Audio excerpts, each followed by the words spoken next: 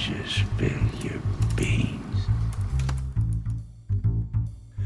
Hello everybody and welcome to the third film review episode of the Spill Your Beans podcast. Today I am joined by actor, presenter and YouTuber Adam Martyn, who also has his own podcast series, AMTV Radio, available on YouTube. Going to just drop that in there now. Thank you, probably George. at the end of the podcast. Welcome to the podcast.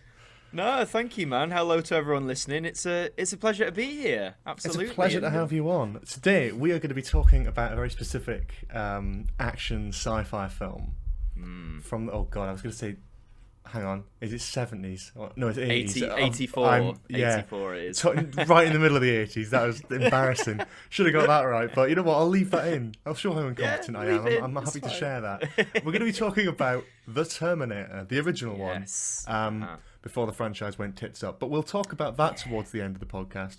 So we're going to start the first half an hour just by doing a sort of general review of the film. You put The Terminator down sort of in films that you'd like to discuss. In the sort of thing, for people who are listening, you might not know, when you fill in one of the forms to be on Spill Your Beans, I've got a sort of thing where you either love talking about a film for whether it's good or bad, all that sort of thing, and you can mention a few films. And you put The Terminator down as one of them, or the Terminator franchise. Yes, So, what do you think about The Terminator? Well, my history with the Terminator franchise is a bit muddled because I've seen them all out of order. I think I saw Terminator Salvation, the bad one, as we all call it, was actually my first, because that was out in the cinemas when I was like the right age, so I didn't really know what the franchise was about. And obviously, it doesn't tell you, it's the title doesn't imply it's a continuation, it's just another action film. So I saw that, and then I saw Terminator 2, then 3, then 1, and then I know it's all been a bit muddled, but the first one, I think I love it because it's in almost everyone knows it and you go, oh yeah, Terminator, great film, but I feel it is very underrated when compared to the second one. And the second one, by all means, is a great film. It's one of my, if not my favourite film, ever.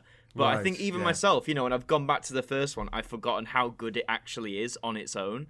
And especially, you talk about films, at the time, in the mid-'80s, some of the effects work in particular in first film is absolutely incredible. You think with the fact they didn't really have, I guess they had blue screen, but they didn't have CGI as we know it. Not even the early 90s style CGI. They didn't really have that. So when you see the Terminator skeleton revealed and it's moving about in all its stop motion glory, I think it still has an impact. That is brilliant specifically, and we'll probably get onto that because it is a big plus of the film.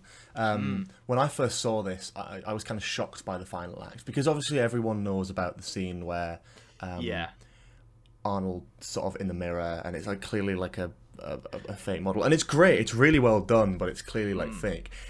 Yeah. But I think when I first watched it years ago, and even when I rewatched it recently, that final act where the sort of truck blows up and the sort of Terminator skeleton comes out of it, I think that's fantastic.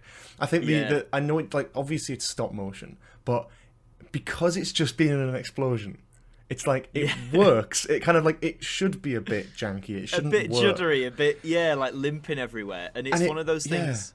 I think the first time you see it, because I've shown this film now to so many people, it's their first time, and always, as you say, that bit, because I don't tell them what's going to happen. So as you say, the truck blows up. Sarah's got Kyle Reese in her arms, and you think, oh, they've done it. They've finally done it. And then it just comes out of nowhere, and then they go, oh god, it's happening again. And actually, I guess that it sort of goes for the whole film, and I guess we'll talk about specific bits, but the Terminator franchise is often, I think, seen as an action series. It's an action franchise, but I think the first one, arguably, is more akin to a horror film. The Terminator is very much that that Jason Voorhees, that Fred, that thing that can't be killed, that will always come after you. And I think it's realised more like a horror movie compared to all the others that came after it. This is the most horror-centric, I think. Definitely. I think in the second one, as much as I love it, and I've only seen that once years ago, so I can't comment too much on specifics, but with the second one, Judgment Day, it's got elements in which, again, isn't like that, and I think we're using the sort of Terminator in a more sort of light comedy kind of sense, with learning to smile and stuff, and that those sort of scenes as much as great as that is, I actually quite like the horror angle. And I think that's a really good observation because I hadn't really clicked on that. But you're dead right. The theme of this film is more akin to the sort of horror films of that era. The sort of like Friday the 13th, sort of Halloween, that sort of thing. And I actually quite like that element. And I love sci-fi. We're both from the Doctor Who community. We both definitely love sci-fi. But actually, I think the bits that I enjoy the least about this film actually have to be, in a weird way, and this might be a bit of a hot take, the flash forwards and the sort of reference to time where travel. everything's coming from. I don't know. I don't know how I feel because it works obviously for Judgment Day because that is the story. With the Terminator, I quite like when it's just kept vague. The whole opening act where they just appear, there's no explanation, there's no exposition. It's just they're both looking for this one person. We don't know why. It's pretty. I quite like it. It's and as you said, it's a bit like a slasher film, but the added bonus here is you've got some sort of protector role who knows from the get-go what's going to happen and how to help that. I think that's quite clever. I quite like as well, building on that, the sort of, like you say, the rampant, I guess, like the pace of it, because Sarah Connor is literally thrown. She gets the explanation a bit later, but for the good first chunk after she meets Kyle Reese, he only gives her, as you say, that vague, I've got to protect you, you've got to do as I say, you've got to listen. It really you think in Sarah's position, this is all happening at once. Like, she's being chased by this guy, now they're on a motorbike, and now they've been arrested by the police, and now the things come to the... Do you know what I mean? It's all but I think it's paced really well, and Linda Hamilton, God bless her, as I say, we'll talk more about characters, but the way she acts, that sort of... She's just a normal person who, in the space of a few hours, her life has now changed completely. She gets that across so well. Because I think it roles like that. Actor to do that, yeah. But we'll get more on characters later. But I love the whole forebodingness at the start. As you say, like obviously the pace ramps up. Like you say, you see Arnie, you've got no context. He's just a random hench naked dude who's appeared. Yeah. It's like and then Bill Paxton and co show up, and it's like, they've got the punks there. But I think they get across the one thing, again, we'll mention later, but the Terminator, I think, over the years has been dumbed down a bit to the sense where I don't think they're necessarily that threatening as they used to be. But you think right from those first few minutes with the punks, he, put bluntly, he messes them up. No one's, he rips a guy's heart out, for God's sake, and that's like, whoa. Like, okay, this guy's not... And I think this whole film is the one where the Terminator, the most, it feels like a threat. It feels like something you should be frightened of. Definitely. Yeah. I suppose it's the only one. It's the only Terminator film. Correct me if I'm wrong, because I haven't seen Dark Fate. I have no intention to currently. Not out of any sort of. I just when it came out and it got bad reviews, I was just like, well, I'm not going to put myself through another attempted trilogy. Yeah, that's valid. Valid. That's the third one now. There's been a trilogy of failed trilogies already in this franchise, which is insane. But I think with every other Terminator film, there is sort of a friendly Terminator almost who is helping along. Maybe other than Salvation, because that's obviously a totally different story. But when there's a sort of threat, it feels much more intimidating when the threat is only being countered by just a human who happens to know what the threat is, opposed to it being another Terminator who's programmed to kill the Terminator. Because then it's sort of like, well, it's fair game. Like it could go either way, and the threat isn't as big. But I think when it's Kyle Reese, who's just a human, he hasn't got these plasma rifles. It's sort of like they make a big point of that as well. Like it's limited technology. Like nothing really can kill the Terminator in this time, but they've got to try. That's it. Yeah, That's brilliant. I like the futility of it, because really throughout most of the film, right until the very end, you're watching it thinking their struggle's useless. It's like no matter what, they can shoot it, they can run it over, they can blow it up, and it doesn't work. I kind of like that feeling though, that no matter, because I think when it emerges from the fire near the end, Sarah Connor really screams like a very guttural, like no, and you feel like because she's exhausted. They've literally tried everything, and it doesn't work. But I like that though. I like that sense of it. Even when she's at the very end, in the factory or whatever. Because then when Kyle Reese goes, like you said, he's the only one who really knew how to deal with or try and deal with it, and now it's just her. So that it really ramps up the tension well, because now you're like, oh god, she doesn't know what she's doing. How the hell is she gonna stop it? I guess that's the thing I like the most, I think, about this is the way the tension builds. It doesn't feel... It's a very natural progression from... You have all these fast action scenes. You have the bits where they pause, where they finally get to chat a bit and explain about what's going on. And then before you get too comfortable with that, you're right back into, no, wait, this thing's coming after. It's a chase. It's a chase movie. It's not in a... I don't mean that in like a corny way, but you know what I mean? It's that horror chase thing of you only get so much time to stop before the killer is right behind you. Yeah, I think that's the element of it that again, fantastic connection to sort of saying it's like a horror film, because I never really thought about that, but it is in a way. It's more of a... I'd actually say it's more of a sci-fi horror than it is a sci-fi action, really. I mean, it's obviously got action in it, but it is very similar to that of horror. You know what I mean? The only big action sequence that I can really think of would probably be the police station shootout and the truck explosion. Beyond that, it's very horror. I mean, I love... I think going back to the sort of start of the film as well, I really love the whole thing of the phone book and like going through the other Sarah Connors first, and it's like it just begs the question, like, what if she was first on the phone book? She'd be fucked. You know what I mean? She'd be dead. Well, we wouldn't have a franchise. Exactly. No, absolutely. And just on that bit at the beginning, when Kyle appears, because obviously you've seen Arnie, it's like, right, we know he's this Terminator or the villain or whatever. And then Kyle appears, like you say, again, with no context at the beginning. So you think, is this another... Is this another Terminator? Is this someone else? And that whole scene where he's like, moving through the shop evading the police. I love that, or like that atmospheric stuff, and he's creeping around. It's just... This movie knows when to take it like quiet, like tension, and it knows when to go, like you say, the police station is absolutely, I think, the right time if you want to do your all-out action scene, because that really shows the power of the there's I think they said like 30 people in that police, all fully trained gunmen. They know how to use firearms. It doesn't matter, and it still doesn't work. And it's difficult because I think what the film does really well, I mean, again, I'm not really sure if this is a horror trope or anything like that, but I think it's a great part of the film how they really do take a lot of time to develop these characters in the police station, the police chief, and everyone who's sort of around them, the characters who get the lines, that is, they are sort of developed. They are sort of actual proper characters, and then you get to the police station shootout and they just die like any other extra. And I think that's so it's so good when a film can do that and just has the balls to just do that without making every character that has a sort of line important or have some and they sort don't of have to major have like role. a dying speech or anything. They're not like, no, exactly. Like, they just do that. Kills, yeah, dead. That's it. Yeah, that's because that's realistic, and I quite like that, because realistically, these are police officers who are working in this time period.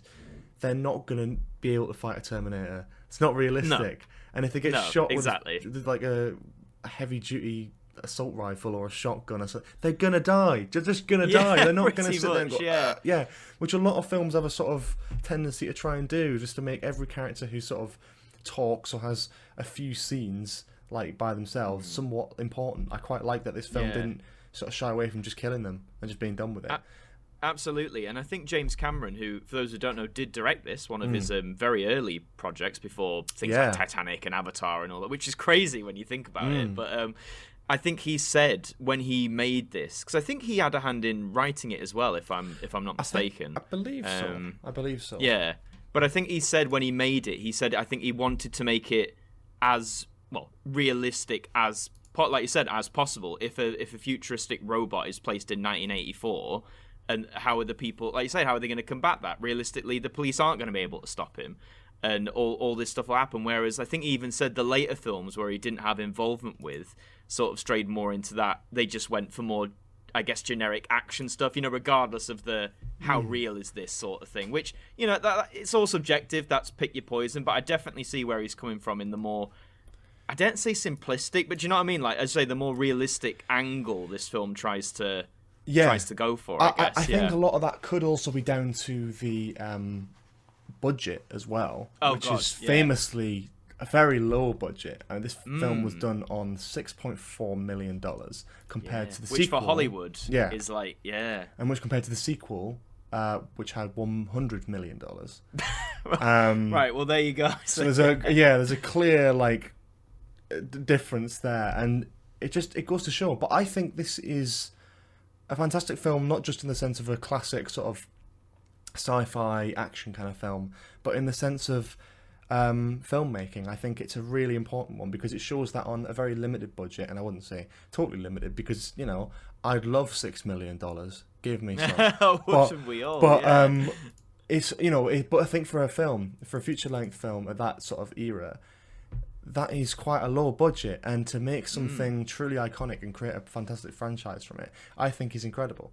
And I think it does say a lot about filmmaking. It's a lot of I don't want to say like inspiration, but if people are trying to get into like action and all that sort of thing, to create something low budget with like limited practical effects, this film holds up better than some of the modern stuff, and I think that says a lot. And that was done on such a small budget, Absolutely, and I think it shows as well that the story triumphs. I mean, if you break it down, it's such a simple concept. A robot from the future comes back to chase someone and hunt them down. It sounds very simple, but obviously I guess the appeal of stories like that is they have held over the years, and it's the way as we said, the way in which it's done, the pacing of it, the building of the way the tension's built, the action set pieces that there are handled very well. Like I said earlier, the whole futility of it for the two humans, the struggle that they.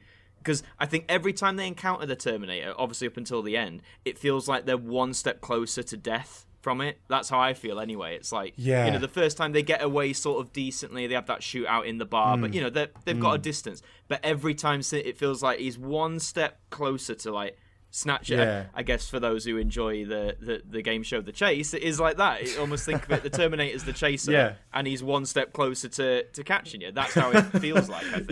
No, definitely. I have loved that analogy. That's brilliant. But I think it does achieve a lot, like a hell of a lot. Again, mentioned before with a small budget, but also just generally in that era. And we'll talk about the rest of the franchise later on. But I am shocked that they didn't manage to get more than a couple good films out of it. Yeah, I mean, because it's such a strong concept. It is such a strong concept.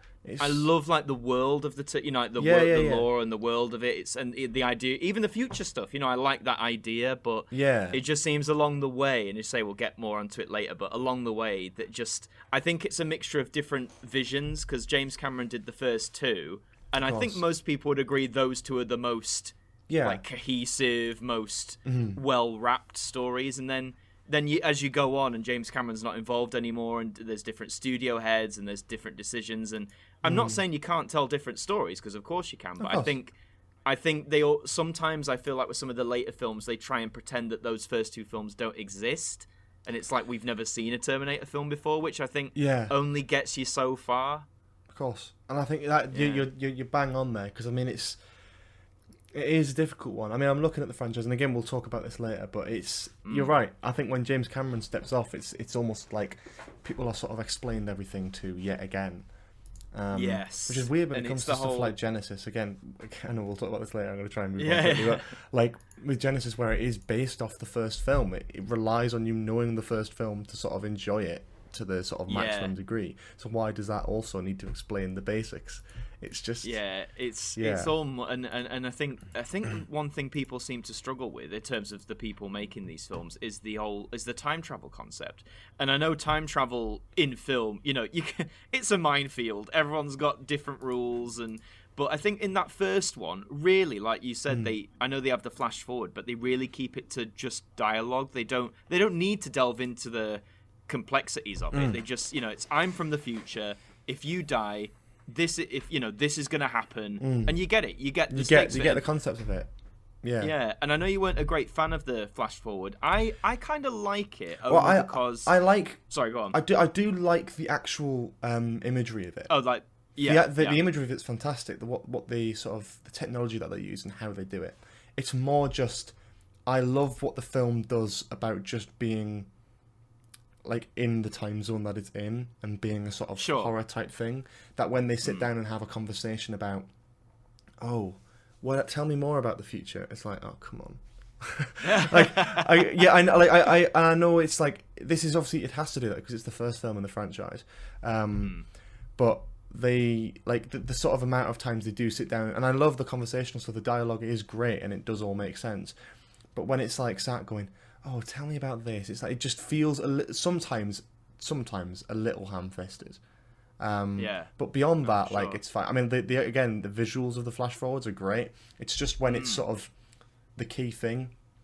I just wish the film didn't rely so much on the future stuff, which I know it has to because that's where the like two of the main three characters come from. But I quite enjoy just, again, as you said, the sort of horror concept of it just being a sort of killer hunting these people down.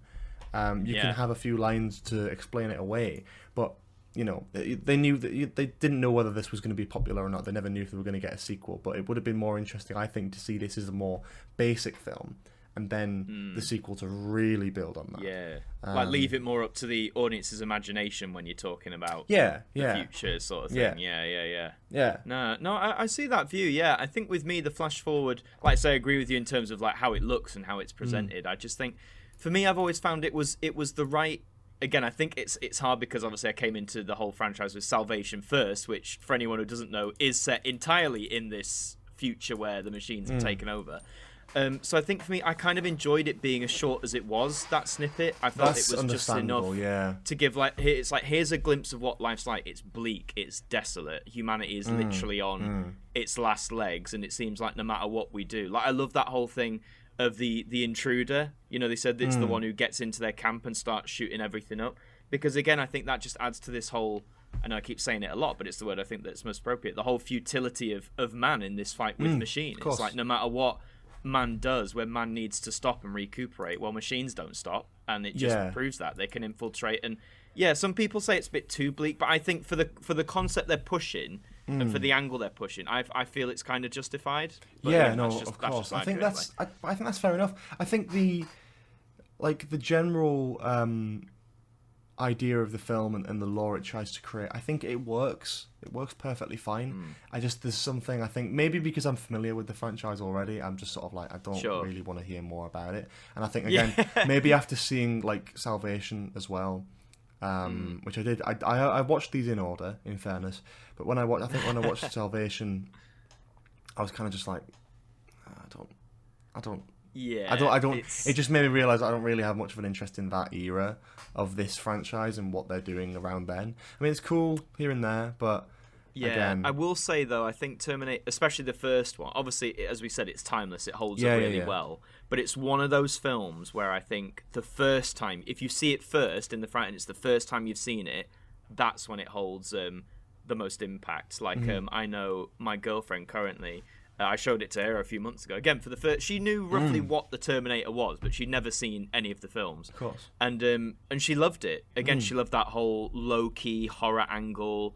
She found the jumpy moments genuinely tension building. And she actually found, and something I'd never really seen before, she found some real, I guess, like emotional parts in it as well, which I think we can delve more when we get to like the characters and stuff. Yeah. So it just, I find it really interesting to watch films like this with people who've never seen them before, of course, and just let them experience it. It's such a unique thing, I think, to do. Well, I think with James Cameron, I think he does enjoy his action. In his films, depending, it doesn't matter what the sort of genre is, it's always kind of like an action-y kind type one. With this being one of his earlier ones, I think this shows a lot of promise in character because it doesn't have to rely on that sort of CGI or the massive effects and stuff. It does, because of the budget restraints, it does have to rely more on story and character development, and I think that's what really sells this for me. But I don't know. I think it's great to see where it went, but I think this, and I need to watch Judgment Day again, but I think this is still probably one of my probably my favourite, only because it's okay. Yeah. I mean, ever so slightly. Again, I haven't seen Judgment Day in years, and I know that that's the good one. That's the one everyone says is the best. But I think there's something about this which I don't know appeals more to that sort of horror nature, which I quite like. Yeah, it's low budget. Yeah, it's a bit shit in places. And Judgment Day does basically everything like this, but better. Yes. Yeah. But yeah, no. I think the original is brilliant, and I think in a lot of places has a lot of great ideas and a lot of promise, and I'm glad that they did something with that. I mean, I'm glad that they did something with that up until the 2000s. In which case I would have happily the new millennium. Yeah, I would happily have them stop at that point. But yeah, there we go. Yeah. No, I couldn't agree more with you. I mean, as we said, to some degree, it's definitely timeless, like of its era, of its genre, as we said, performances as well. And I just think, as I said near the start, I think I definitely say this is the most unique out of the franchise. Not that the others aren't unique, but I feel this one, as we've discussed, really leans not more towards the standard action adventure sort of thing, and leans more into action, horror thriller, horror sci-fi, whatever you want to call it. And for that, like you said, I think now when you revisit the Terminator, like every time I've seen it several times, and every time I go back, even though I know what's coming, I still find it more and more interesting due to like the tone of it, the build of it. It's different. Yeah, it's built different, basically. I think I totally agree with you there. I think it is interesting because of its different angle, and because it was restricted, it had to do something I think personally quite like more interesting, especially when you look at how the franchise has developed since, and where that's gone. Because everyone from there is basically an action film. I don't know. I mean, Terminator is an action film, but I think it's less of an action, much less of an action film than the other ones, and I think that is quite interesting as an idea that I'd actually forgotten about before I rewatched it. Yeah, absolutely. And I think just to touch on as well that the music of this film is brilliant. Oh God, yeah, Brad Fiedel. Bow down. Fantastic Bow down. Score. I mean, I know obviously again the score has developed more in Terminator 2, and you've got sort of the more iconic score there with the theme.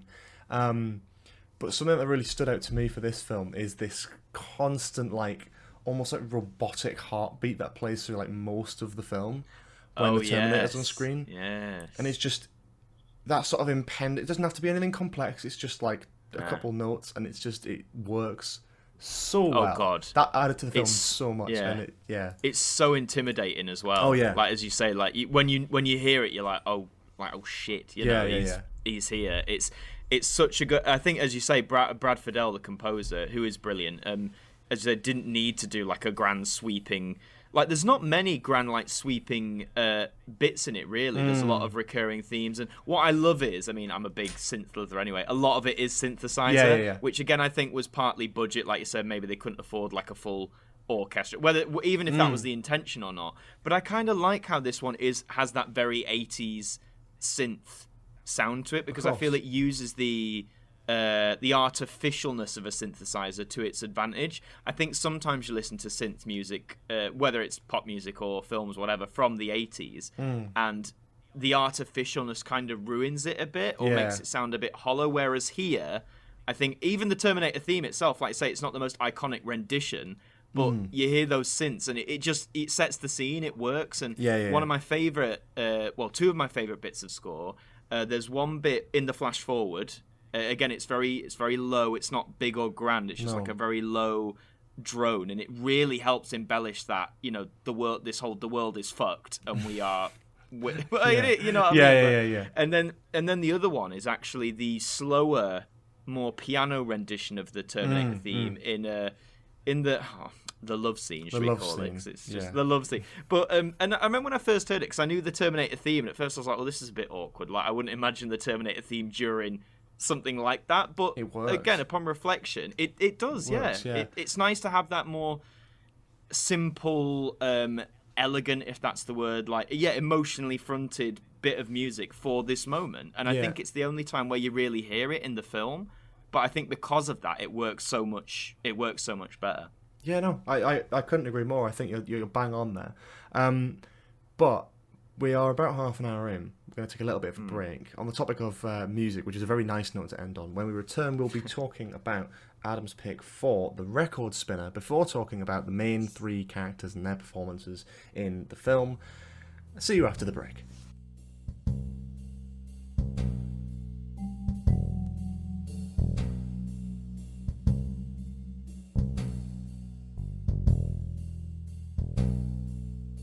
Welcome back to the second part of the Terminator review for Spill Your Beans. I'm here with Adam Mine, still. Hello. Yeah, hello. Still here. We're going to be doing our first little segment now, which we called the Record Spinner. Now, you may or may not be familiar with it, but I did ask you to sort of have a think about a few film soundtracks that you like and all that sort of thing. This is basically just to pick out and highlight one film soundtrack, score, or a singular track. It's been singular tracks so far from Josh Carr and Cooper Britton that you'd want to have, like a sort of an exclusive one-off. If you could never listen to anything else again from any film, you just have this one track or one soundtrack. Yeah. What do you think you would highlight? Do you know what? This was, as you said when you asked me, this was so tough because there's so many good soundtracks. But for some inspiration, I actually turned to my vinyl shelf because I do like to collect vinyl, and I have a fair few soundtracks. Because I thought if I have it on vinyl, it's highly likely they're the ones I'd probably remember the most. Course. And just some honourable mentions in there. There were the Top Gun soundtrack, which is just wonderful. Things like Saturday Night Fever. I had some Disney. I know this all probably sounds very basic to some film enthusiasts out here, but you know, what can I say? Tarzan, the Disney one, just because I love Phil Collins anyway, and that soundtrack absolutely slaps. There was one individual track as an honourable mention, which was For Your Eyes Only, the James Bond theme by Sheena Easton. It's probably one of the most like low key Bond themes. It's a straight ballad more than anything else. But no, I just really dig it. But no, there was one. It's a soundtrack. I'll say that now. It's your first soundtrack. Our first soundtrack. That's exciting. And for people, it's probably going to be a film when I say it, people will go, "What? Like that one?" But I would be adding the soundtrack to the 2016 film Eddie the Eagle by Matthew Morganson. Okay, that is an interesting choice. Yeah. So for anyone who doesn't know, Eddie the Eagle is a British. I say athlete. He was a guy who that sounds really horrible. But, well, you're not wrong. Well, he was a guy who was a kid, really wanted to be in the Winter Olympics, and he ended up representing the UK in ski jumping in the 1988 Olympics. He wasn't brilliant. He was very much an amateur, but just rules at the time meant that he could do it and all that. And it's basically his story, how he got there, what he strived to do, etc., etc. Now, obviously, this is it's set predominantly in the 1980s, and what Matthew did was basically all of the soundtrack is very much what you'd hear as if this film was made in the 80s. As we mentioned with the Terminator, it's a lot of synths, it's a lot of those sort of sounds, which I love anyway. I'm a big 80s fan of music. But there's just something very also like ethereal and joyous about it. There's a lot of really like rousing tracks that make you like just feel really good, really like pumped for your day. I've listened to the soundtrack on days where I felt like really low, if I need like a sort of a boost in energy. There's tracks on there that are very low key if you want something a bit more ethereal and emotional.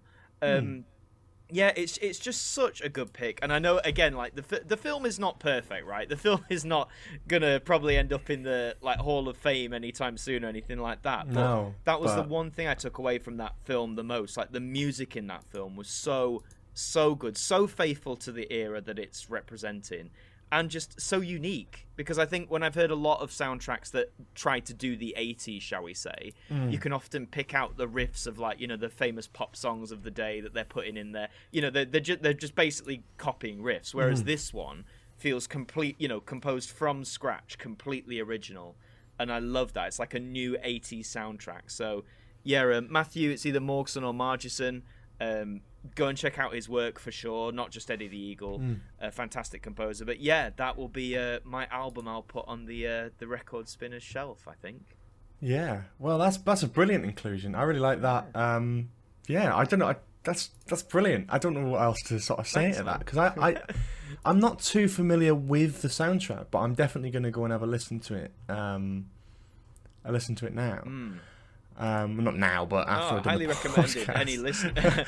Any listeners as well. It should be, in all the usual places, Spotify, Apple Music, all that sort of stuff. Just give it a listen. I would say if you want to see it with the film, you'll know which bits are what. But if you just also want to listen to it, it's just a great soundtrack on its own. I really dig it. So, Yeah, first album for yourself. Sorry, it's not Citizen Kane or anything like that. Movie enthusiasts. No, not at all. Or Gone with the Wind or anything like that. Is there a specific track in this sort of album of music that you think that would stick out? I'll just quickly. Obviously, the whole thing will go on the I'll record just quickly spinner. drag up the soundtrack. Do you myself. have any idea? Yeah. Yeah. There's so. Let me just view all of them here.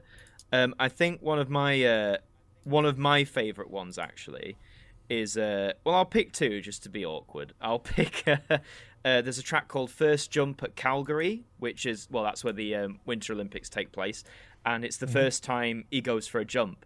And the way, the tension sort of builds, it's because you think they set it well. You're on a really high fucking mountain, and you're about to jump free fall as well. Once you're in the air, that's it. You've got to stick that landing. It just builds that really well. And also, Eddie jumps the 90-meter, which is the second to last track that I'm looking at. Because again, that's like sort of the big crux of the film. And if you're not familiar, I'll let you watch it or listen to it. But just with how it pairs up in the film, it's such a great track. But yeah, so probably one of those two for me. Let's say, for sake of ease, let's say Eddie jumps the 90-meter will be my singular track. That's good. But the whole album, guys, honestly, please do go and check it out. It's just, if you like 80s music especially, or if you like the sound of the 80s, then this will definitely be something that's up your street for sure. That's brilliant. That's a great pick. I've seen the film. I watched it in cinema. I haven't had time to listen to the soundtrack. I haven't really thought about it. It's not one that I really picked out. But part of making this segment is not just to sort of appreciate sort of film music that maybe gets a bit underlooked. Because I mean, when people think of film soundtracks, they think of Jurassic Park, they think of Star Wars. I really wanted to sort of, with this sort of segment, stretch out the idea of sort of opening people up to new ideas, and this is perfect for it. But not just people like myself as well, because I love my film soundtracks, and I admittedly didn't think anything of Eddie the Eagle as a potential film soundtrack that was like anything of note. So I'm definitely going to go and check that out at some point. So shifting over to the Terminator again. Now we're going to be talking about the characters, the specific main three: Arnold Schwarzenegger, Linda.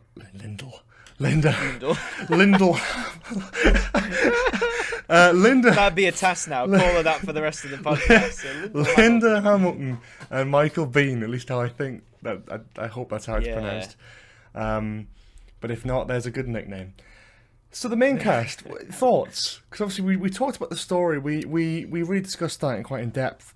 And we try to stay away from talking specifically about the characters. But now we are here. Yeah. No, well, start with the main man himself, Arnie. Yeah. I mean, again, weird for me because I think growing up in like mainly the early to late 2000s, Arnie by that point had sort of, in a positive way, become a bit of a meme. Known for his goofy catchphrase. Get to the chopper, put that cookie down.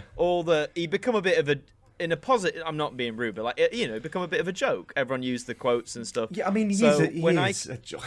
He is, but he embraces it, which is lovely. But also, so when I saw this, I was expecting just basically a load of catchphrases, basically, and it were. But again, you can tell he takes this just as seriously as the director, producer, and other actors are. Of course, there is the infamous "I'll be back," but it's not played for laughs. It's he's literally just saying it, and then. I guess the one line that everyone remembers is like, the "fuck you asshole" because he picks that. That's response. a great moment. But it is a great moment. But I'd argue even then it's not necessarily played for laughs because it's that whole he's processing, he's picking the phrase from what he's heard. It's not a comedic setup. It just is inherently funny. And Arnie plays it absolutely straight. And I feel what we were saying about the Terminator being really intimidating in this film.Obviously, he's got the build because he's hench as fuck. But he is. But he really gets that across. And again, he's not the world's greatest actor, and I'm not trying to knock him. But I don't think anyone's saying he is. I don't even think he. No, thinks true. He is. But he does stoic, which is what the Terminator is. So well. Like one of my favorite shots is when he's going around the houses of the different Sarah Connors. I think it's the first one, when she opens the door, but it's on the chain, and it's just like half of his face you can see. But again, it's just that complete deadpan. And it works so well for that setup, and all those moments where normally humans would emote and he doesn't, like, you know, in the gun shop, when he's like, that's one of my favorite scenes, the gun shop. Yeah, when he's just going through everything, so Uzi 9mm and all that sort of stuff. And, and again, we laugh because it's, you know, it's Arnie, and Arnie's a bit funny, and we all like him, and we all like his voice. But I imagine if you'd have seen this back in the day when he was only really 84, he was only really known for Conan at this point, I think. All his later ones, like, you know, there was no Predator, there was no Total Recall, nothing like that yet. So I'd say I don't know, maybe back, if anyone's listening who was there, please let us know. You know, maybe people didn't see it as much of a joke then as we might do now. I mean, I wouldn't have thought so. This is the thing I love about him in this film, is that, again, and I love Arnie's films generally, but again, mainly for the reason, as you said, where he is just he's a big, huge hulk of a man with just the funniest, like, one-liner deliveries you'll ever see, like, maybe unintentionally to some extent, but it's so good.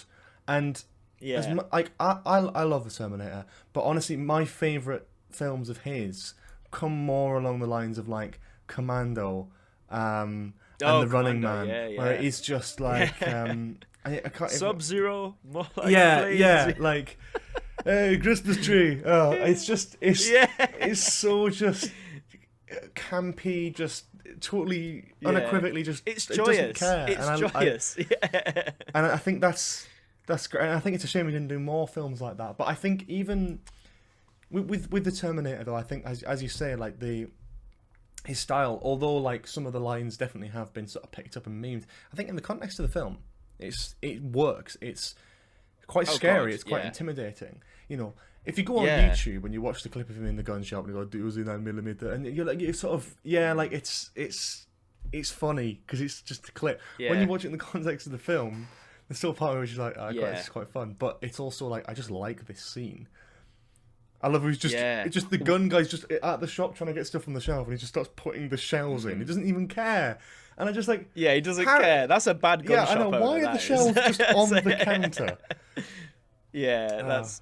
One of my favourite reveals, actually, I've just remembered in this film, is when Sarah tries to call her friend. I can't remember her name. You know, a female friend. And she's talking on the phone. And you slowly pan up from her dead body to Arnie just standing there, like, miming it. I think that's such a great reveal. So, and again, Arnie plays it completely seriously. And, like, I think had he leaned into, like, the meme a bit more, it wouldn't have worked as well. And, like, he does that in the later films, but I'd argue that's more because the writers have written it that way. Because when he talks about this character, I don't know if you've seen any, but whenever he talks about the Terminator, he takes it very serious. You know, he knows what this character is, and he takes it very seriously, which I think is great, you know, as any actor should with their role, no matter how complex or simple it is. But yeah, I just think in this film, he's definitely the most intimidating here, I think. Oh, absolutely. I think it's his best serious role. Because it's just it was the role he's born to play. Because he doesn't really have to do much acting, he just has to look intimidating, which he does, you know. As I said, he's he's a massive man. He's got a very blank expression, which is quite scary. And the voice is fantastic. It's intimidating. And I think it actually, in a weird way, you know, a lot of people, we sort of joke about this stuff because, again, he was picked up later on for stuff like Twins, Kindergarten Cop, bloody Batman and Robin, Jingle All the Way. Don't, you know, getting me started on that shit. But the pinnacle. But of Arnie's like, career. It is weird because it actually takes quite a weird level of talent to be like, oh, he can do like exactly the same job of acting and give us totally different performances in a sort of stupid comedic sense that's like meme to death, but also one that is serious and actually quite scary. If they strayed away from the like action a little bit, Arnie could have been like one of like the classic horror characters. You know what I mean? Yeah. Like you're absolutely spot on. All that sort of thing. Like, you're so spot on, because I think as well, and I've been an actor myself, I've heard this before, it is very difficult to play bland and stoic, because I think yes, you can do it, but if you don't, it can sound boring so easily. Arnie doesn't make it boring. Yeah. He takes that bland, stoic, methodical nature of what the Terminator is, but he somehow manages to inject life into it. I know that might sound a bit like there, but that's the only way I can describe it. He doesn't. He is not just standing there saying, I am a Terminator. I will.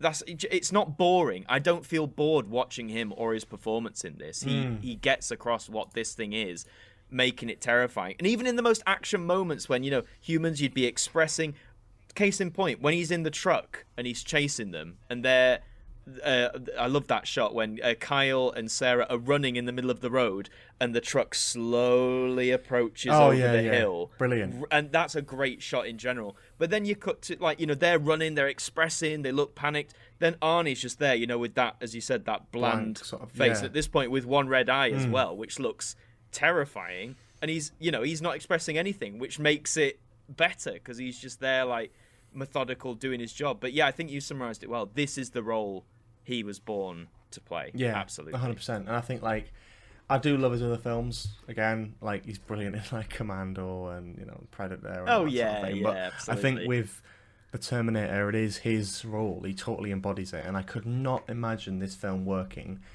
or any of the Terminator films working. That's referring to the ones that did work, without Arnold Schwarzenegger, with someone else. It's mad to think because in his other films, he's not the world's best actor, but this, I could not imagine anyone else playing this role. I could not imagine anyone else as the Terminator. And I love the different interpretations of different Terminator models in the other films, don't get me wrong, but no one else could have done what Arnie does in that film, I don't think. Oh yeah, without in overacting that specific film, that performance. Yeah. Oh god, yeah. Absolutely. I think there's some overacting later on in the franchise by other people, but we'll get to that. But then of course, Varney, but Linda Hamilton as well. My god, for a relative, I think at least back then, at least here in the UK, I don't think she was that well known back then in the 80s, to my knowledge. She might have been known in the US a bit, but for her to play this character, and I know it gets said a lot, but it is true. In the mid 80s, there were simply not that many very strong-minded, very independent, female characters in action or horror films like this. Especially in horror, let's face it, back then in things like Halloween and Friday the 13th, the girls and the boys, to be fair, it was literally just, oh my god, there's a killer, let's scream and run away and then we'll be killed. It was very formulaic. And whilst Linda does get across, as we mentioned earlier, that frightened nature of because you'd be fucking terrified if this was happening around you. But she also has those moments where she really takes charge. She really pushes forward. She pushes for answers. She, especially at the end when Kyle's injured and she still pushes him on, even though she's got not a fucking clue what to do. I really like that. And this is very much, I'd argue, this is very much her film as it is Arnie's film. Because whilst it is about a robot who's coming back to kill someone, it is also about a woman who is thrown into a situation completely out of her depth and yet has to find a way through it, basically. Ends up killing a Terminator. And I just think ends up killing a Terminator. And even in the fun scenes, that what people say, the inconsequential stuff, near the beginning when she's just hanging out with her mates or anything like that, she feels very genuine. And I think that's another the key thing for me with Linda Hamilton's performance. It's such a range just in one film. It's a very she could be a very believable side character at the beginning. You know what I mean? Yeah. And I really love how she does that performance. I think it's so just, I don't want to say generic, because she's clearly a good actor as shown in this film. But I think you see so many films like that. She just blends in so well, and then the second things start to go wrong, she just adapts to it. The character feels believable. You feel like you're actually watching this woman suffer and trying to work out what's going on in the moment. She's doing all the right things. There's so many films, especially action films, especially horror films, where you're well, you would just do that. But she does. She just calls the police. Yeah. She stays where she's told to stay. And it doesn't go right, but she manages to get out of it. And it's so well done. I was a bit worried with the relationship aspect of the story initially when I rewatched it. Sure. Because I forgot that she thought Kyle Reese was actually the one to try and kill her. Yes. So I was thinking, how are they going to develop that? I couldn't exactly remember how they went about that. But I think it worked quite well, and I think she made that believable. She made the transition from being like shit scared of this guy to like falling in love with him totally believable. And by the end of the film, that sort of final scene where she's in the truck on the road, just going out to nowhere, that is so well done, and you can see the development just in that performance so well from the beginning to the end of one film. That's incredible. You don't see that in a lot of modern films. To do it in like 90 minutes or however long the film is mad. And like you say, she's the whole relation. I love that setup when Kyle's following her to the club, and she's like, "Oh, I think someone's stalking you." Because of course you would. That's a normal thing to think. Yeah. This weird-looking guy in a trench coat is just following you, and then he's hanging around. It's very, and like you said, even though he rescues her from that club, you'd still be shit scared of him, because it's like, this guy's just come out of nowhere. He saved me, granted, but he's now pulled me in a car and he's not letting me leave and he's not telling me what's going on. It's like you said, it really leans into, I think, what James Cameron wanted this to be, a very relatable. If this scenario were to happen in real life, this is probably how it would turn out to some degree. And the relationship thing in general, I mean, bringing to the love scene in the motel. I know I mentioned it earlier, but as I said, my girlfriend, when I showed her this, she found that scene leading up to it very emotional, emotional. And I found that so interesting, because when I watched it, because for anyone who doesn't know, I mean, spoilers if you haven't seen it, but if you haven't seen it, then I don't know why you're listening to this now. I'm not saying don't listen to it. Watch the film and then come back and listen to it again.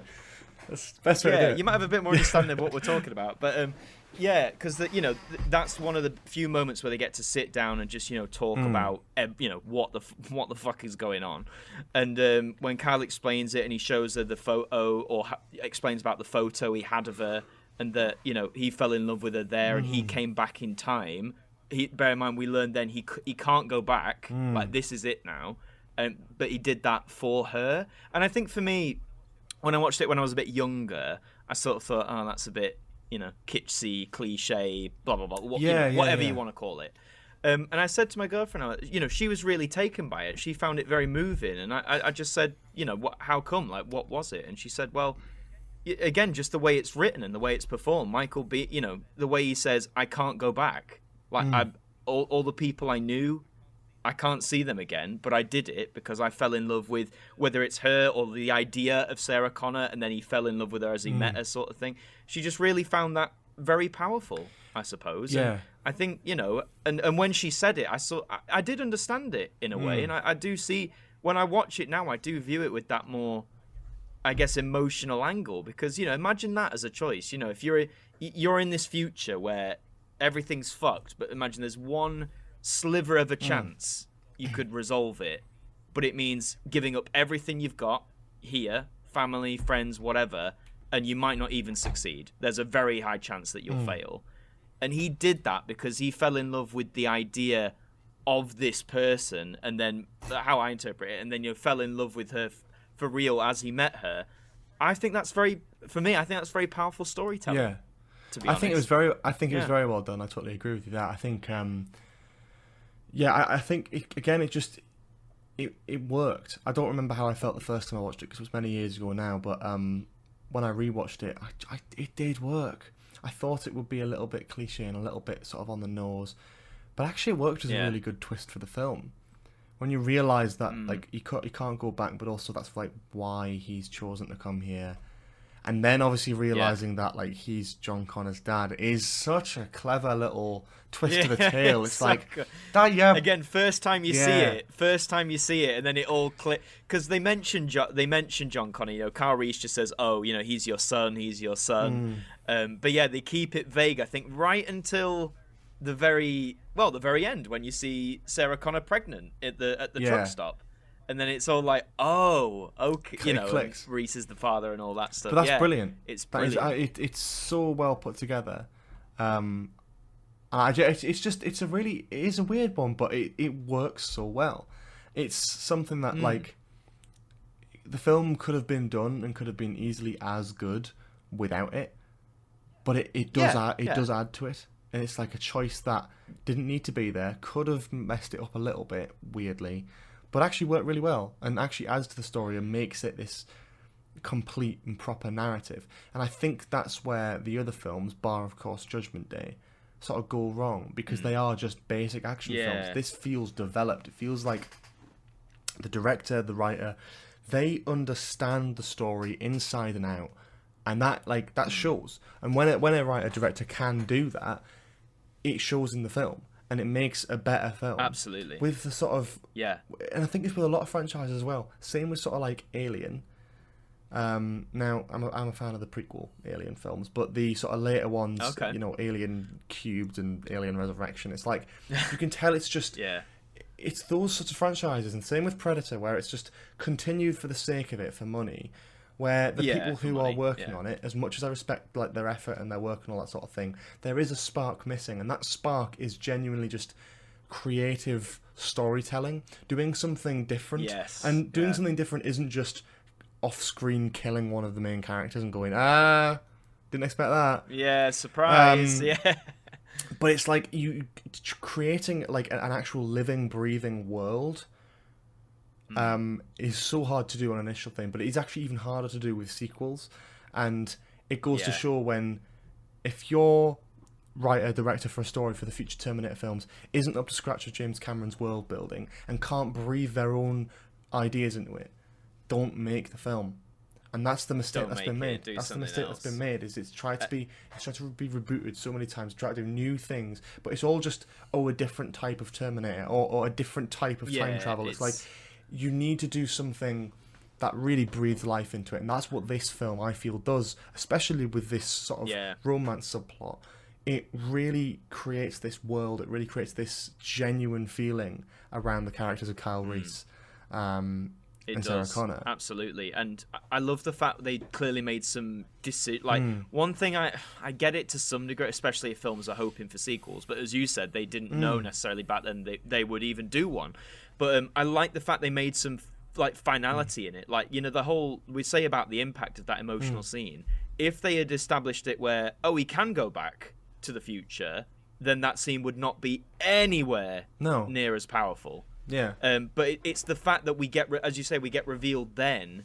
He's like, I can't go back. I gave all of this up for the chance of meeting you. And knowing that he'll probably die, that he won't succeed, I think when you realise the finality of that decision, that's what makes the power of it. Where, you know, there's so many films both back then and now where you have these good ideas, these good concepts, these very powerful concepts, but then it's like, but we'll leave it open. You know, he's dead, but there might be a way to bring him back, or we can't go back there. But at the end, but now we can because of X, Y, and Z. I like the finality of this film, like you were saying as well about the police officers just being, even the ones who had speaking lines, the deaths didn't linger. It was just like, right, done. They make some that's why I like. There's decisions in this film, regardless of who the characters are, what the circumstances. But I think.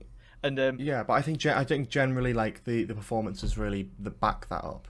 For sure. Again, with Michael Biehn. For Michael Biehn, I was gonna say I feel bad. I mean, there's not. I don't think there's too much to say. I think he is great in this film. Not really. I think he does a fantastic job, and I think again we've talked about that scene, which I know we've sort of moved on from Linda Hamilton a little bit, but that is his sort of moment, and it is part of that. That's and it. It works so well. That's his scene, very much so.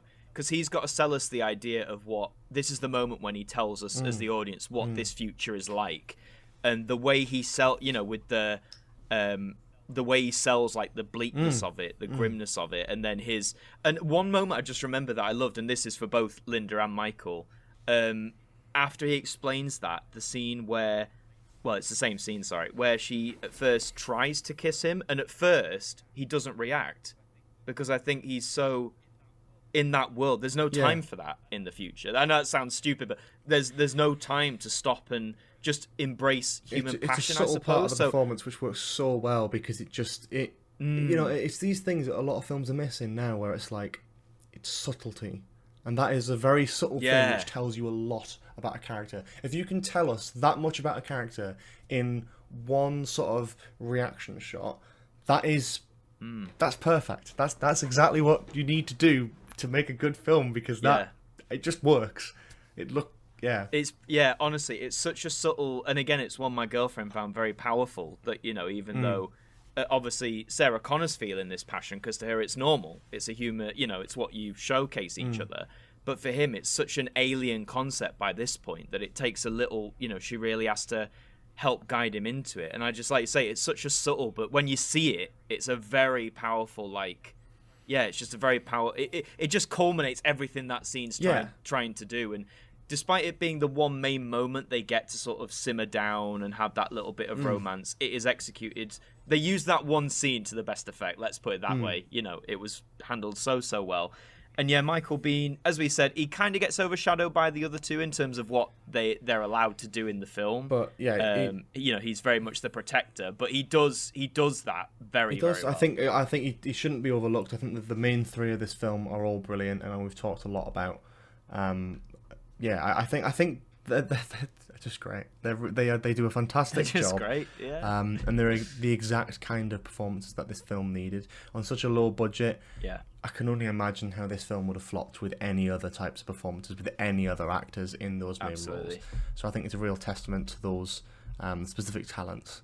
Yeah. But one of those where the stars aligned. The stars aligned, and we got the cast that this film absolutely a full star cast for this film, which is just again highlighted, goes down for generations. And on the flip side of that, there are a lot of Terminator films which don't have that. And we're going to be getting onto that after the break. Do you like that little segment? Yeah. We're going to be talking about that. We're going to talk about the future Terminator films because there have been quite a few. Most of them are shit. We'll be getting to that after the little break, which will be going on now. But before we do that, we're also going to be doing the other little segment which we've got on here, which is, I'll get the name right again, 64K Ultra Mega HD range. We're going to be and we're going to be doing that right after the break. So see you in a bit.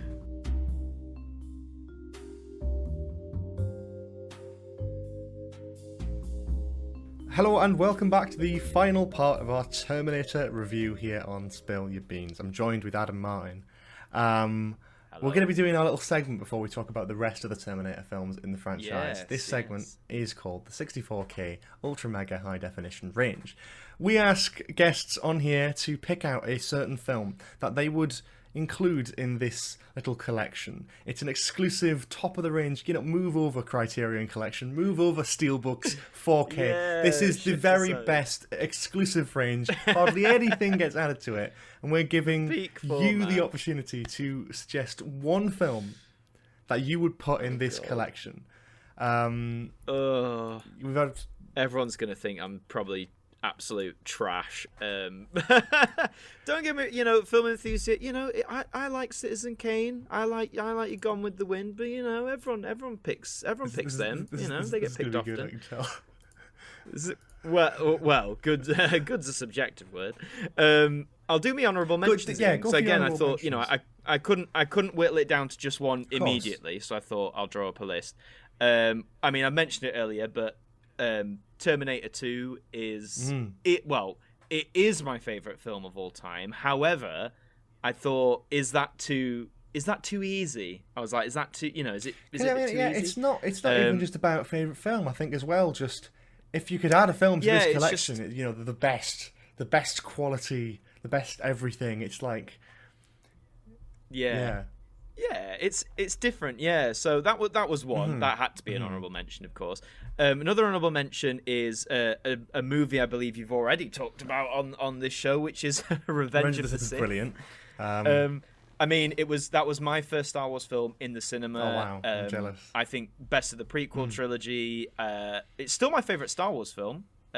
Amazingly. I just think it deserves a lot more than it gets. But that's not my choice. That's just an honourable mention.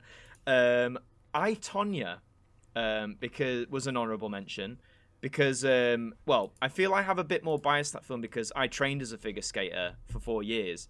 So a film about one of the most iconic figure skaters was going to pique my interest. But that film, if anyone hasn't seen it, please go and watch it. Margot Robbie is incredible in that role.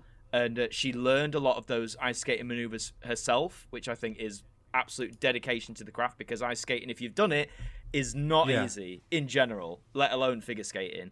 Yeah, Sebastian Stan's in it as well. He's fantastic. Yeah, go and watch that. But that's an honourable mention. My last honourable mention was Lady Bird, which I don't know if you've seen. That, but I've heard a lot about it. Yeah, it's one of those films where you could. Some people will say it's a film about where like nothing happens. You know, it's very much it's a film about life. It's a film about life being a teenager about to embrace adulthood. In this case, in America, and it's a very simple film, but just I'm going to get a name wrong. Saoirse Ronan, I think is how you say it. Saoirse Ronan is the lead. The way she embellishes that Ladybird character, I related to it so much. Like, so many aspects of me being a sixth former here in the UK, that age, 16, 17, they realise so beautifully, so accurately, because we've all seen, let's face it, we've all seen teen films where they don't act like teens. And they're usually played by 30-year-olds as well, yeah. And yeah, Mighty Morphin Power Rangers looking at you. But we like that one anyway. But no, the film I'm gonna add to this range is it's a little film from 1987 called Mannequin. I can't say I don't even know if I've even heard of this one. Okay, so it is very much, if you've seen like some of those goofy 80s movies like Splash with Tom Hanks, or Bachelor Party's another one that springs to mind. It's not a masterpiece, right? You know, it's not going to win any Oscars. Most people know it now because one of the songs on the soundtrack was "Nothing's Gonna Stop Us Now" by Starship, which of course still gets a lot of airplay today. The basic premise is the main guy is a worker in a shop. You know, he's down on his luck. He hasn't really got anything going for him in life. But one thing he works with is the shop window mannequins, and by a strange turn of events, one of them comes to life, a female one, and it's basically about their relationship. And yes, I know that sounds corny, but what I get so much from this film is just pure entertainment, pure joy. There's a lot of great jokes in it. There's a lot of great heart in this film as well. There's this wonderful character called Hollywood who is so fabulous. He's a gay character, and the only downside is being in the late 80s. There are one or two lines that are a bit outdated, shall we say. But in terms of him, he's not making a secret about it. He very much embraced, and it's brilliant. You know, for a film of that era, it's brilliant to see. Yeah, and I just get so much joy out of it. I watched it for the first time about 5 years ago. I'd heard of it, not seen it. And I felt everything watching it. Like, I felt happy, I felt sad, I felt really emotional. I felt everything. And every time I've watched it since, I just get so much joy out of watching this, you know, this silly little 80s movie that, you know, had its day and then disappeared. But it's just so much fun. If you want a movie that's going to make you smile by the end of it, you know, and I think, you know, if a movie can make you do that, that's something, you know, every time, that's something really special. So, yeah, so please, if you're going to check it out, please don't go into it thinking you're going to be watching, you know, the Oscar-winning performances or with the biggest budget. But I would like to hope that you would find it entertaining at the very least, and you will get some. And it's like you said, with this range, it's not necessarily about being the best, but I wanted to put a film on here that brought me a lot of joy and something I could watch on like my darkest day, shall we say, and still get some joy out of it. So for that reason, that's why I'm choosing. That is a brilliant description, because again, I can't. I'm not going to sit here and go, oh yes, Mannequin, because I have no idea. I don't know what this film is. I've never even heard of it. I've obviously googled it while you were talking. It looks very 80s, and I'm actually quite excited to get round to watching this now, because it looks like one of those films, and I'm sure that'll get around to that eventually. Although you say it wasn't Oscar worthy, it apparently did. Hang on. Oh, it did. Oh, did it? Oh. It got nominated for original song. Yeah. Of course it did. I mean, that song, nothing's gonna. It is a banger. I didn't know it came from this film. It is a big song. Well, there you go. You see, that's where, and that's where it all starts for people. I'm like, oh well, did you know it came from this wonderful look? But yeah, it's very good. Like, if you've seen films like Splash with Tom Hanks, or if you've seen like Short Circuit, or it's very much like in vein of those films where like it's a very goofy premise, but that they lean into it. They're not trying to make a serious, gritty like drama out of it. It's just a bit of fun, and that's what that's what movies are at the end of the day. That is it's a great bit of reasoning for why this film should be in the 64K ultra mega high definition range. Yes. I'm going to find any excuse to say that. Yeah, that's brilliant. Thanks for that. So no now, problem, man. just to sort of round up what we've been talking about over the last sort of hour or so, we've been talking about the Terminator, the original Terminator film. Yes. But now we're going to be discussing the other Terminator films. What the others? What do you? So I mean, obviously, let's not say much about Judgment Day because we both know that's brilliant. Yeah, you've heard. Yeah, and I think a lot of people. There's know probably that is thousands the of peak. film podcasts out there which has probably discussed in detail why that's brilliant. Yes. We know that's brilliant. And we've been very positive about Terminator for a lot of this podcast. So I thought it'd be quite fun to shit on the bad ones, which is all four of them. if we're starting with Terminator 3, which came out 12 years after Terminator 2, mind you, I have to say this right now: Terminator 3 is very much like Solo, a Star Wars story, in that I found it doesn't need to exist. Fundamentally. It does not, we did not need a Terminator 3 because 2 wraps everything up so well. They stopped Judgment Day in 2. The big thing, that's it, done. But Terminator 3, for all its flaws, I find very fun. It's very entertaining. As an action movie, it's very good. It has some of the best action sequences in the franchise.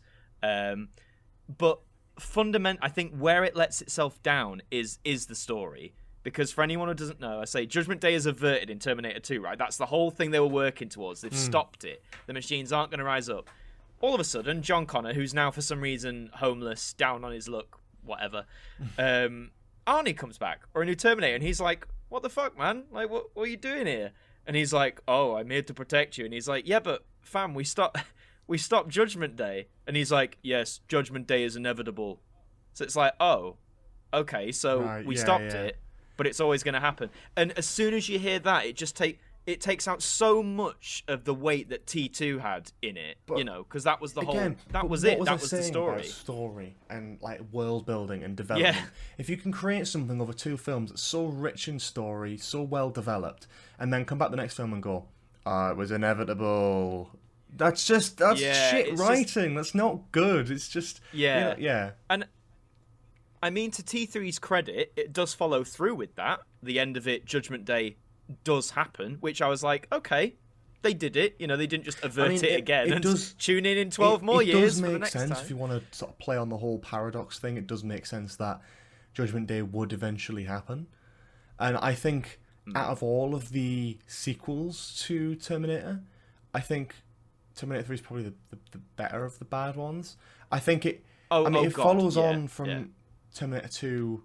It's not perfect by any means, but I don't think it's bad. I think it's a bit shit, but it's not like it's terrible. I don't think. Again, I when you think about about Solo, the comparison there, it's a film that doesn't need to exist. It never needed to be made. No one asked for it. But I'm not angry that they did make it. I'm kind of like, it's nice to have. You're not like you're going to erase it from history. It's good. There. If anything, it's I quite like that in sort of like canon or whatever. Unless you're going to replace it with something better, which I know a lot of the other Terminator films have tried to do, mostly unsuccessfully. Because I think the problem as well is Terminator 3, there are so many moments and beats that are exactly like T2. I mean, when Arnie arrives, it's the same setup. He goes to a bar, everyone looks at him, he beats up a few biker dudes. Talk to the hand. Talk to... 2003 was a magical time, wasn't it? Talk to the hand. And it's the whole Arnie's the protector again, and there's another bad Terminator that is basically the T-1000, but now it's a woman. That is virtually the only difference. It's called something else as well, the TX or something. And there's that really unnecessarily stupid scene, which is, I think, a bit disrespectful to where the female Terminator's driving along. She looks at the poster of the woman with the big breasts and decides to enlarge them, and it's not necessary. You didn't need that in the film. I forgot about that. It's a very low. You think of like what T1 and 2 are, and you're like, that's just a low blow, man. Like that's just such a. Yeah, so there's moments like that, but yeah, as I said, for action though, like Arnie's great as always.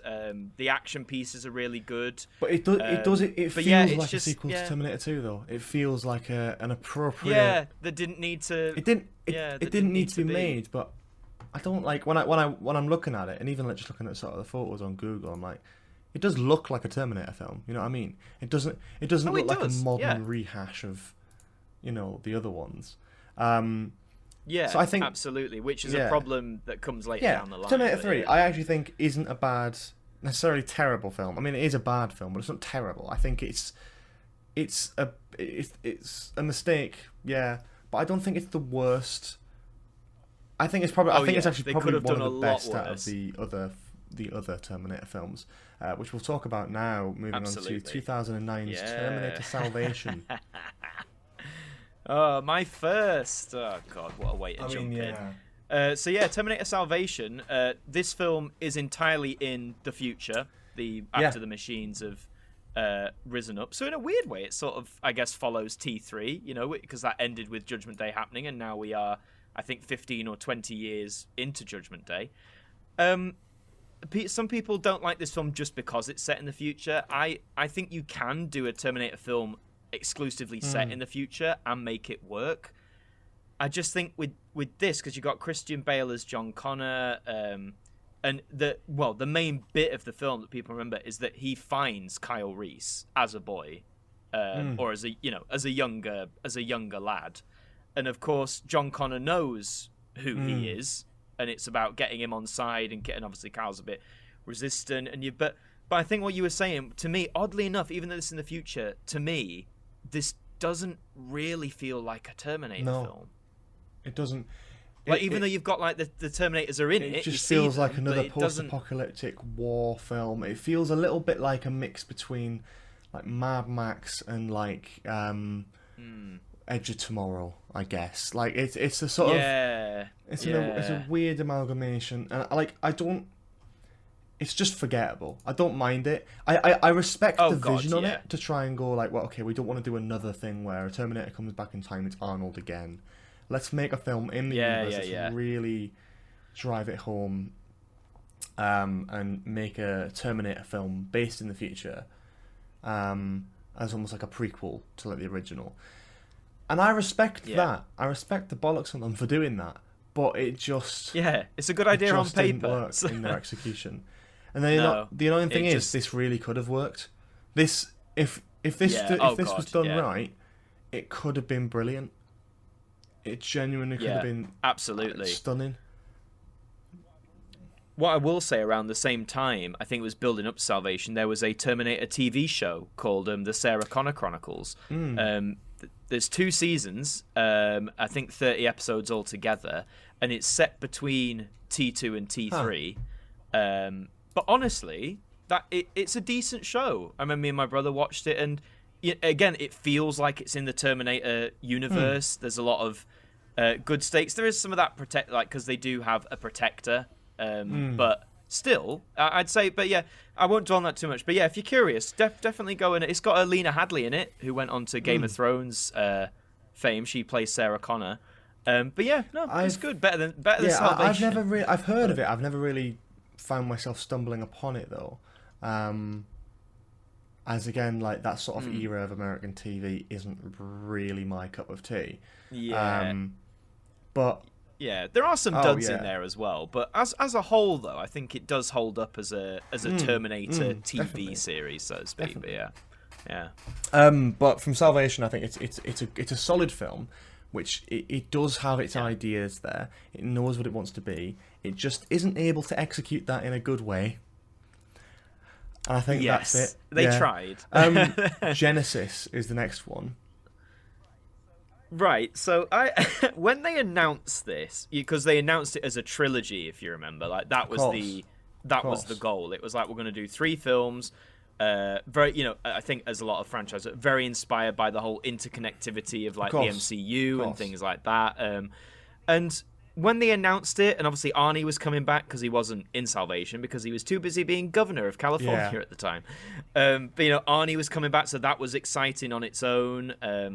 And I was genuinely very excited for this film when it came out, and I don't think it's a awful film. Again, I think it's very much like Salvation, that it has its ideas and they're really good ideas, but it just somewhere along the way it stumbles over itself. Like, I mean, it's acknowledging. I think they said they're acknowledging the first and I think the second one. Yeah. And then we're not including T3 or so, which stick with the best two. Fair enough. But I think I think it weirdly just does. It's almost like a bit of a reboot, really, isn't it? Oh yeah, it's a soft reboot. I mean, you get that whole scene recreation from the first Terminator, the Arnie model, which is great. I think it's brilliant. Yeah. The scene where like they recreate that and with the CGI, it looks good. I think, I don't know. The thing is about this film is I've only seen it once and I enjoyed it. I don't remember not liking it, but I think looking back on it, I'm like, when I think the thing with a failed franchise is it always looks bad on that film. If they just planned it to be one film, it would have worked better. But I think like you look at stuff like, do you remember the Mummy, the Tom Cruise one?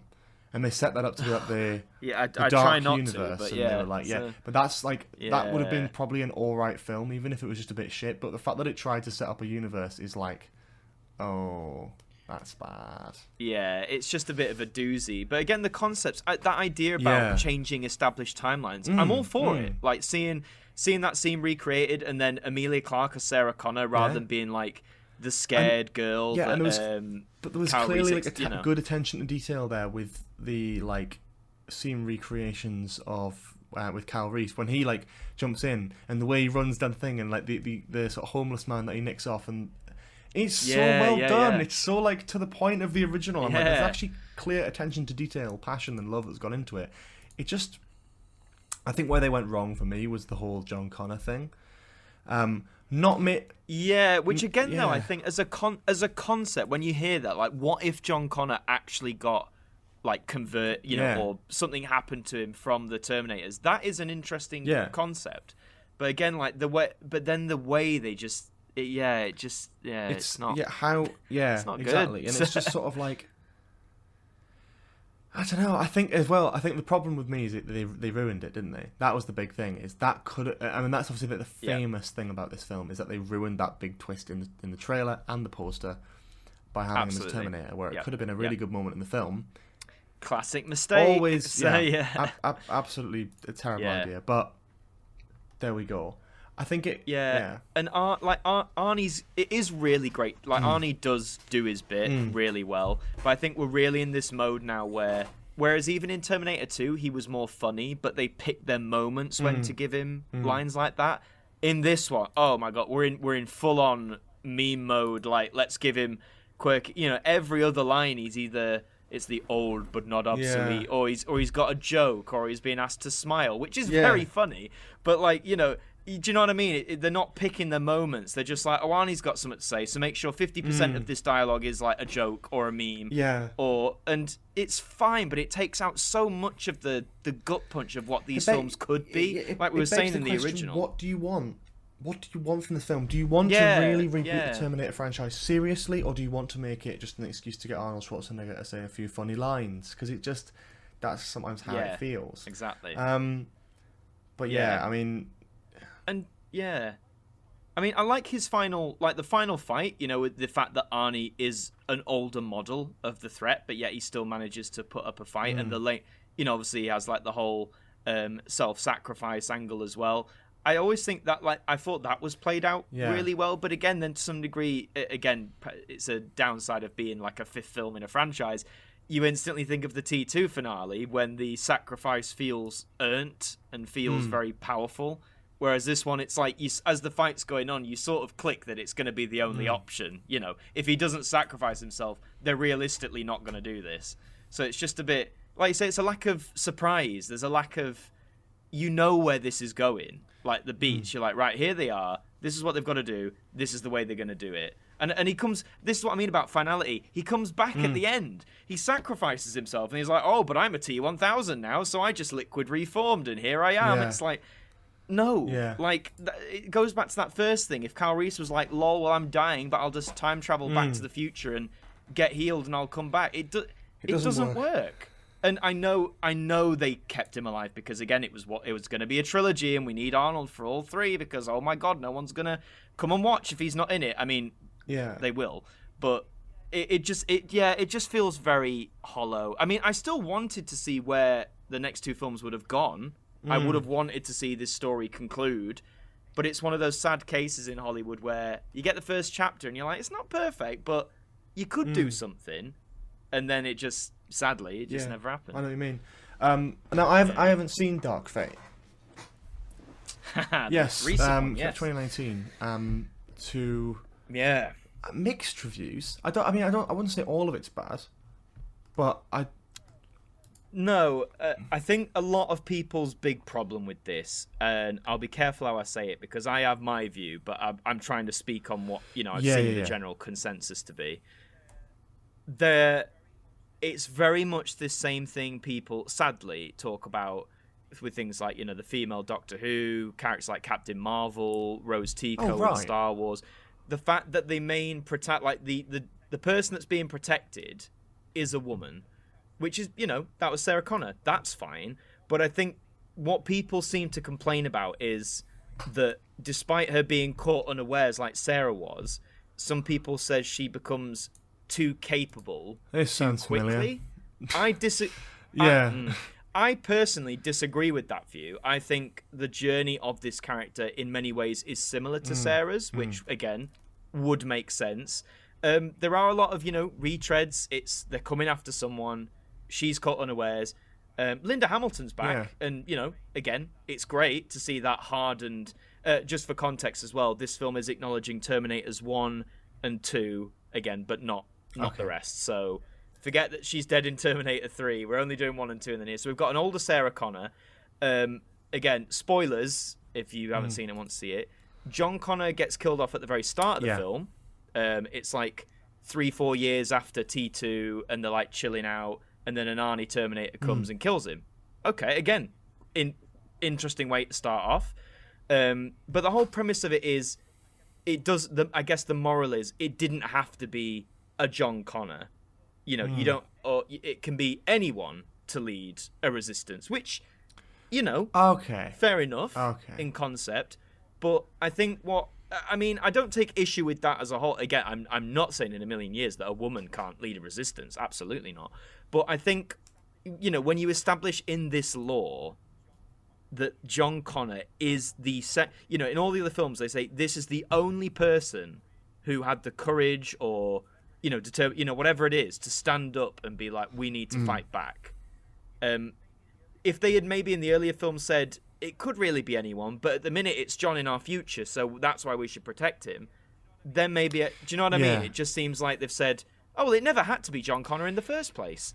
So then you think, protecting Sarah in T1 was redundant, protecting John in T2 was redundant, and in T3. But do you know what I mean? I think that's the central problem people had with it. It's this thing about, lore again. It's saying, you've established this, and they're not saying this is not acknowledging anything. If it was a complete reboot, that might have worked better, because, you wouldn't need a John Connor.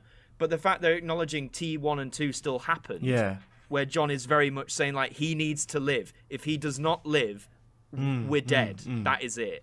And then it's like, oh, but it doesn't matter. Like, anyone can do it. I think that's the problem people seem to have with this movie, fundamentally.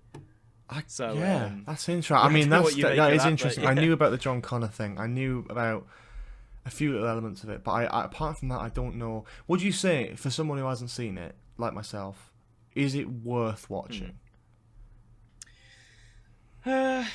I'd say it's worth watching if you want to see like what they do with it, because of course I've only mentioned like the fundamentals. There is a lot that goes on. Of course, Arnie again is back in this one.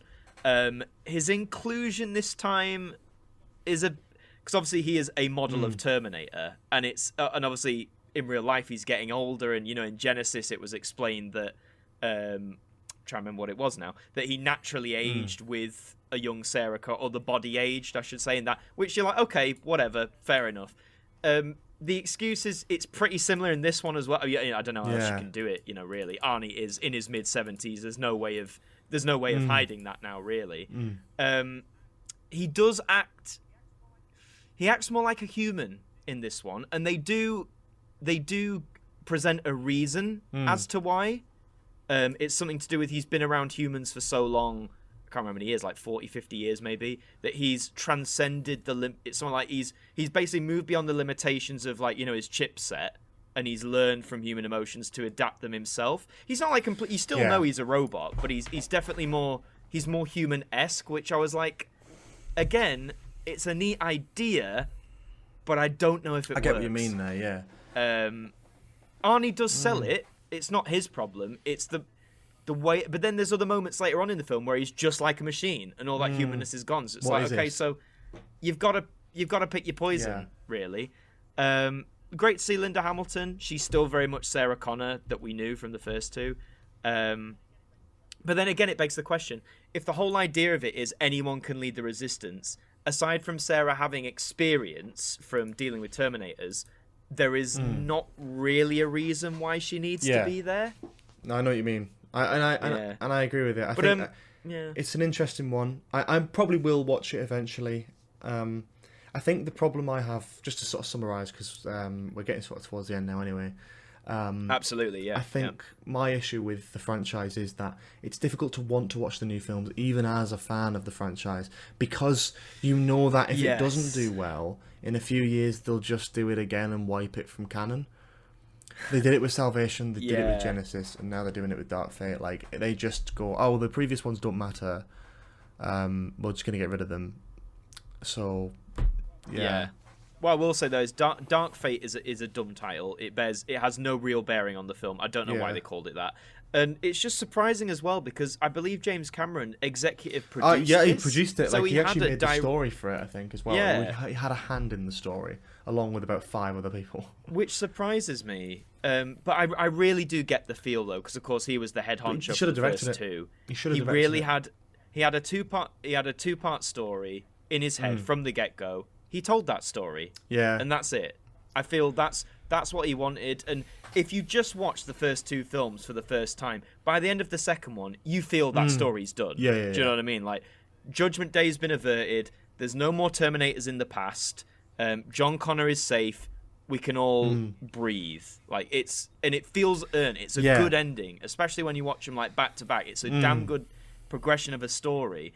And then everything else, I think part of the problem is the fact they acknowledge those 2 films in the first place. As I said with Dark Fate, especially, if they'd have gone complete from scratch and said, try and forget everything else, we're starting right from, point number 1, then it might have had a bit more success. But it's this constant reliance that they have to have Arnie in it because it's Arnie. They have to have John Connor because it's this over-reliance on both the success and the nostalgia, I think, at this point, of those first 2 films. Yeah. Because they know people like them. And they know that the more callbacks there are, as good as they might be, you see it a lot, in TV, film, whatever, the more callbacks there are, they go, oh, I know, it's that meme, isn't it? Like, oh, I know that. Well, I know that reference. I think for a future Terminator film, if they want to really make it work, I think the key for that is to make a good film totally separate to the rest of the franchise. And then, if they really want to set up sequels and they really want to go down that route, have sort of the ending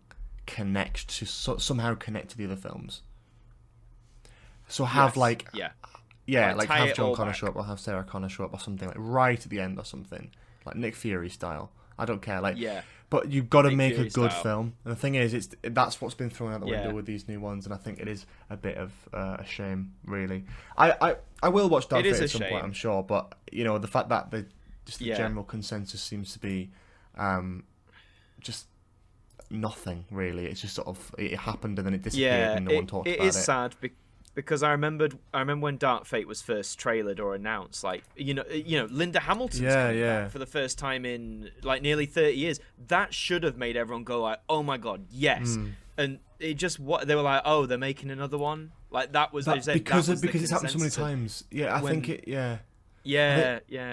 It's the what's the old analogy? Like, fool me once, shame on you. Fool me twice, Yeah. and then that they just It's keep the same thing. And like, you know, I won't lie. You know, I'll always go and see a new Terminator. Like, I know I've just said that, but you know, I'm a fan. I want to see these films. I want to see a good Terminator film. But for me, you know, 2's never been topped. 3's entertaining as its own little thing, and then the rest, it's just like, well, again, the ideas are there. That's that's the most annoying thing. The ideas are there, the concepts are there, but just somewhere along the way, it's just not working. And that's a very interesting note to sort of close this on. I suppose in terms of the future of the franchise and all that sort of thing. What I will go back to though, just because it's sort of a bit of a tradition on the podcast so far, a rating out of 10 for the Terminator. For the Terminator, so I will give the Terminator a solid 9 out of 10. Good stuff. You know, as much as I love it, I'll never claim to say it's perfect because it isn't. But it's definitely up there, absolutely up there. So definitely 9 for you. I'm gonna say an 8. I think I love it, but it's sort of like, because I haven't rewatched Judgment Day yet, I want to give a little bit of room without Judgment Day having to be perfect if it's any better than the first one. So I'm gonna go for 8 out of 10 for that one. But yeah, that's basically that. We've talked for quite a while about this film franchise now. But if there's any more Terminator films that come out in the future, I'll be sure to get you on so we can discuss it. Oh god, and hopefully they'll actually do something with it. But that's basically it for this episode of Spill Your Beans. Thank you so much for joining me, Adam. Do you have anything you'd like to promote, socials, anything like that? This is your time to just do that now without any guilt. Just go for it. Sure, thank you. So I am on YouTube. Just type in Adam Martyn, Martyn with a Y. I hopefully should pop up. I make videos on all sorts, mainly Doctor Who stuff at the minute. I'm in a bit of a stride with that, but I also make other stuff about like classic TV history, preservation, idents, things like that. Now that's what I call music. Just whatever I feel like I want to make. There's a lot of different stuff. Hopefully there'll be something you like. Do check out the channel. As George said, I have my own podcast as well, AMTV Radio, where I just sit down with a guest. George has been one of them. And we just have a natter, whether it's about their work or their interests or whatever's going on. At the time we're recording this, Series 3 is underway. You can find it on Spotify, Apple, Google, YouTube. Just search AMTV Radio. And just Twitter. Yeah, follow me on Twitter, Adam Martyn AMTV, just for my daily ramblings. And if you want me to repost, Twitter's so chill. Like, I retweeted something about the four Shrek films. Being like, 1, you're like classic. 2, best film ever made. 3, worst film ever made. 4, underrated gem, deserves more hype. And I just retweeted it because I thought it was funny. Gets like 100 likes. It's like, don't don't do that. Like, what about all this thing I spent effort on? It's like, but yeah, just go and follow me there if you want to. But that's about it. For those listening to this podcast, of course, you probably know my Twitter by now, at GBSheard, but also at Spill Your Beans as well on Twitter. If you want to see any more full film reviews, including my own full review of the Terminator on Letterboxd, I am Ace Creeper on there. Again, please follow, keep listening to other episodes of the podcast, and I will see you all next Sunday. Thank you all so much for listening, and have a lovely day. Bye-bye.